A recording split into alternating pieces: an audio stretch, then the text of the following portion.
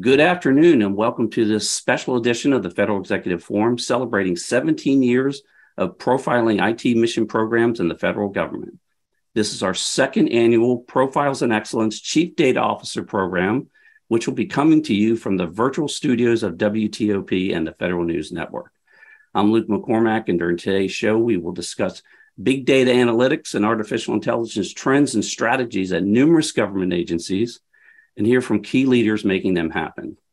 With me on today's show are Tom Sasela, Chief Data Officer, Department of Navy; Kirsten Dablo, Chief Data Officer, Federal Energy Regulatory Commission; Dr. Alan Sim, Chief Data Officer, Center for Disease Control and Prevention; Dr. Matthew Gravis, Chief Data Officer, Department of State; Nicholas Spees, Chief Federal Technologist, Snowflake; Nick Saki, Principal Technologist, Office of the CTO, North American Public Sector, Pure Storage; and Howard Levinson, Vice President, Public Sector Strategy, Databricks Federal. Well, it just occurs to me that probably a decade ago, it seemed like all we did is spend our time trying to wrestle this data around and get it to a point where we could actually process it and use it. Quite frankly, I remember having data scientists do that. They spend about half their day doing it. Not anymore. At this point, way up the value chain. Can't wait to hear all the great work that's going on. Tom, let's start with you. Give us the state of the status of what is happening in your community at the Navy. Well, thanks. Hey, good afternoon, everyone. We've spent a lot of time over the last almost 3 years now standing up the data management program in the Department of the Navy. So it's been super exciting to be part of that process and being the first data officer there, actually. And so what we've done over the last couple of years is really kind of set the foundation to move forward, as you mentioned, with kind of making data part of the daily decision-making process and creating operational advantage in the Department of the Navy. So I would say for us, we've been kind of down at the fundamentals, standing up some governance, putting some policies and processes in place, also creating a community of individuals in the department that are aware of data and their abilities to use data to make decisions. And so we've also established an enterprise data platform to make that data available and accessible to people. And provide a place for people to actually exploit data for decision-making purposes, support the operations of the department, and also, any of the contingency operations that we're engaging in. So super exciting time. Thank you very much. It sounds fascinating. Kirsten, give us the state of the state at Federal Energy. A lot of action going on at Energy these days, a tremendous amount of activity going on with various types of energy sources, et cetera. Give us 10 seconds. What does the Federal Energy Regulatory Commission do? And then tell us how you're doing over there in regards to what you got cooking. Yeah, sure. Thanks for having me here today. I'm excited to see all of you. FERC's mission is economically efficient, safe, reliable, and secure energy for consumers. So we're really regulating the energy markets. So, obviously, from my perspective, data underpins all of this work. We have all of our administrative and operational data tracking all of our day-to-day work. We have a lot of statutory requirements in terms of how we respond to requests from the public, orders and other things. So we have to make sure that we're meeting all of those statutory requirements. So we track a lot of data to ensure we never miss any of our statutory deadlines. Of course, we have all of our HR financial contracts type data. And then we have a large volume of a lot of kind of mission data. So we're watching market data, trading and financial data between energy providers and regulated entities, performance metrics of operators. We get a fair amount of subscription data in from various subscription services that are tracking and monitoring grid behavior. So we use all this data to, like I said, monitor the markets. We're looking for fraudulent behavior, making sure no one's doing bad stuff, trying to game the markets. We're trying to anticipate reliability issues on the grid. We're inspecting energy infrastructure, doing a lot of economic, geographic, and environmental impact analyses of policies and regulations to ensure that our policies are having the impacts that we expect them to have. So where my team comes into all of this, so my team's mission is to support FERC through leadership, governance, policy setting, advisory services, and collaborative outreach to optimize enterprise data and information assets. And in our strategic plan, we have targeted data objectives to mature data stewardship and improve data-driven decision-making. So to support these objectives, there's sort of three broad areas that my team really focuses on. So we have to effectively manage all of the information collections that come into FERC.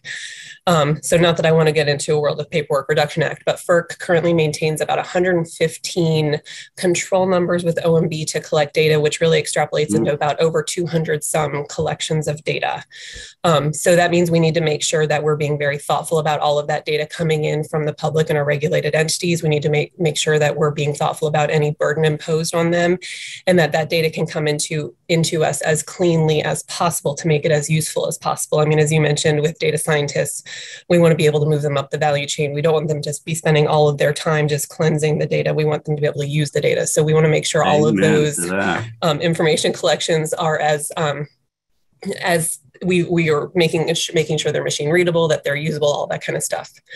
The second big piece, really, building and maturing data governance. So we want to make sure that we're improving the coordination across the entire data lifecycle, establishing a data stewardship framework. So all of our data stewards across the commission have a strong understanding of what their responsibilities are, what those expectations look like, and defining and governing our conceptual data architecture. So we know what all of our those entities and attributes across our data look like. And then to make sure all of this works together and to get into the topic today around AI and big data, we are building an analytics platform. So this is a cloud-hosted data and analytics platform that provides easier access to all of our data for our analysts to make use of the various data technologies available. So this really is kind of a tangible delivery of the information collections coming in, our data governance activities. Sometimes I like to think of our analytics platform as the carrot that inspires people to want to comply with these very bureaucratic governance activities. And so within that, we have a number of technologies. We have data prep tools, we have ETL tools, metadata management, modeling tools, various data science notebooks capabilities, analytics, visualizations, business intelligence type tools, and then also a data governance and stewardship tool as well. So there's we sort of have a number of capability swim lanes. A lot of activity going on there. We're looking forward to a specific use case. So appreciate that. And some of that sounds very familiar. So thank you for that. Dr. Alan Sim, I can't imagine the plethora of activity that you have going on over at the Center for Disease Control and Prevention and what you've been doing over the last 2 to 3 years. Give us a top line state of the state. Yeah, good afternoon. I really appreciate being here with the distinguished panel. And yeah, we've been a little bit busy at CDC, and we appreciate everything that you have done over the last 3 years, quite frankly. I want to make sure to say that. Thank you. And I always like to start by just thanking all of not only our federal staff at CDC, but also our state, local, tribal, territorial partners, all the folks that work with CDC. It is a team effort in terms of responding to the multiple pandemics, as well as just protecting our nation's health. So just want to start off with that. So obviously, two major efforts at CDC that's been going on, pandemic preparedness activities, addressing COVID-19, monkeypox, a number of other public health emergency responses. While we have dealt with public health emergencies before, obviously, I don't think we've ever encountered one at the breadth, scale, and scope of COVID. And so this has sort of forced us to reevaluate not only our technology choices, but sort of our data governance structure, our decisions to process high volume, as well as a variety of data sources in a short period of time. The second effort, actually prior to COVID, was really examination of our daily operations. We've sounded the alarm about the needs of our aging and under-resourced public health infrastructure. And so we launched something called the Data Modernization Initiative, or DMI. And the goal of DMI is to modernize our siloed and brittle public health information systems to become more streamlined, connected, and responsive to empower public health professionals to prevent issues before they arise, as well as respond quickly and effectively when public health emergencies occur. And so I think some of the use cases, which I'll go in more detail, but leveraging new technologies, cloud services, lake houses, other open source approaches and technologies to process, billions of vaccine administration records, millions of testing, COVID testing lab data on a daily basis. In addition to just the big data activities related to the response, we've been prototyping, and then we launched an enterprise data analytics and visualization platform called EDAV. It's a service for our programs to leverage cloud and data technologies to launch dashboards, modernize their analytical processing, and improve business intelligence capabilities. So between these two major efforts, CDC is very actively exploring and adopting, leveraging new technologies to solve mission critical problems in public health. It sounds like you're really laying the framework down for some great use cases there, and we certainly appreciate it. Matt, how about at the Department of State? I know there's a lot of activity going on there, a lot of global events, and a lot of decision making that has to happen. Every day is different, Luke. Absolutely. That's for sure. Great to be with you. Great to be with the fellow CDOs and our industry partners. I get to spend a lot of time with them as part of the Federal Chief Data Officer Council, which is a great forum to share lessons learned across the federal government. We believe in copying over creating, right? Because we want to find efficiencies and steal each other's great ideas. So we've been able to do that quite a bit.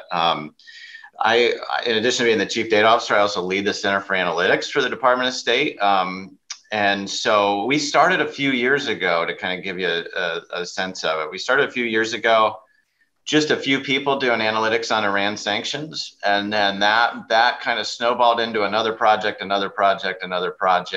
next thing you know, we were pretty large, and bringing in the Chief Data Officer role into the department. I joined a couple of years ago.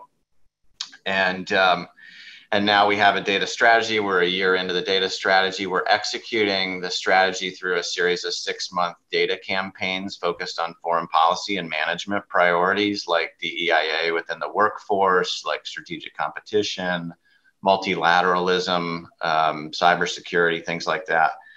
And I think the pivot that I've really had personally is to invest more effort on workforce and infrastructure.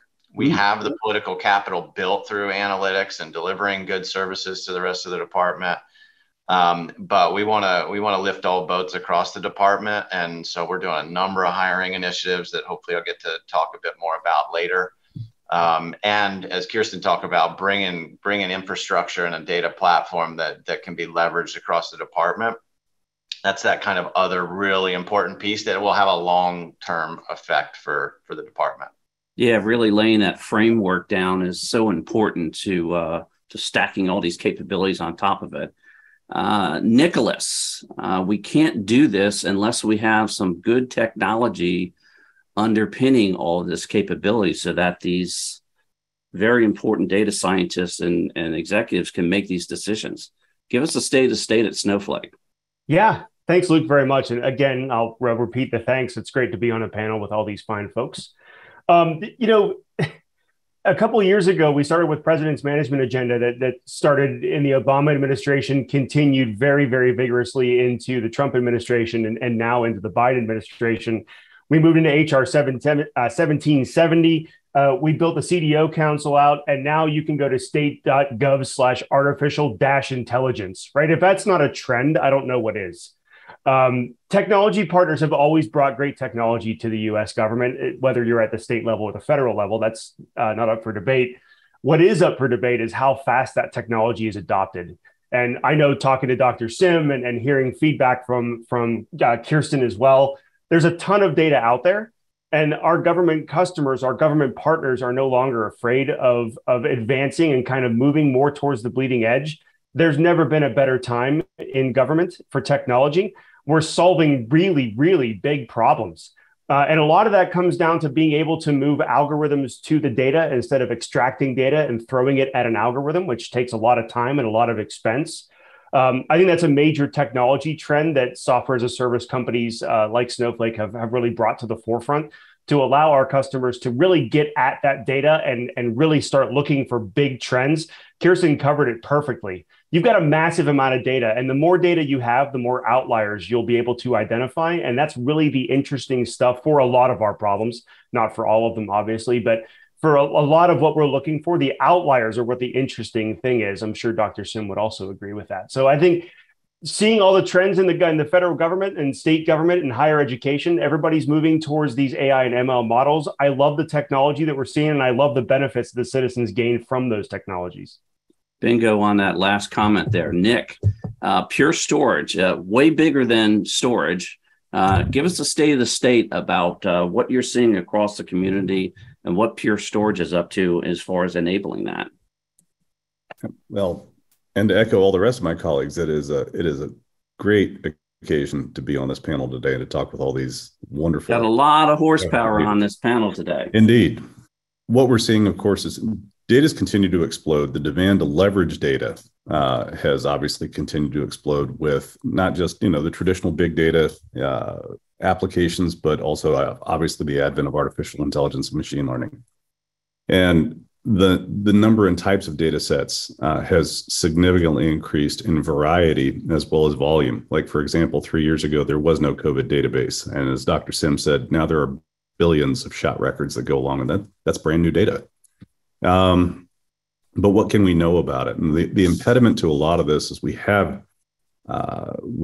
focused and invested a lot of our energy into developing higher capacity, higher efficiency, again, simple to implement and powerful to leverage tools for delivering data or making data available and enabling these algorithms and models to leverage that data.